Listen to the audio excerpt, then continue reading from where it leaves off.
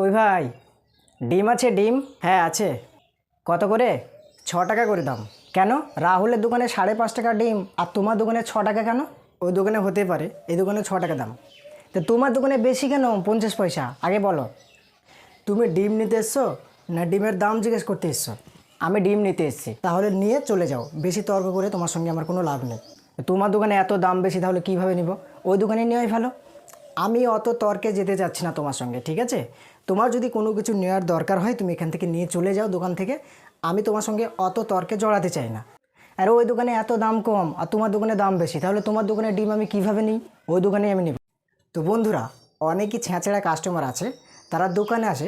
দোকানে আসার সময় কোনো একটা জিনিস নেওয়ার সময় তারা বলে যে ওই দোকানে এত দাম, এই দোকানে এত কেন দাম, ওই দোকানে এত কমে পাচ্ছি, এই দোকানে এত কেন বেশি দাম।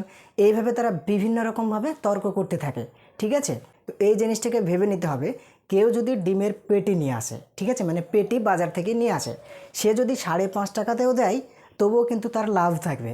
আর যদি কেউ পেটি বাদ দিয়ে পাতা নিয়ে আসে, 4 থেকে 5 পাতা নিয়ে আসে, তাহলে সে যদি 6 টাকায় বিক্রি করে তারপরেও সে তাকে ঠগাচ্ছে না, ঠিক আছে? এটাও কিন্তু তাকে ভাবতে হবে।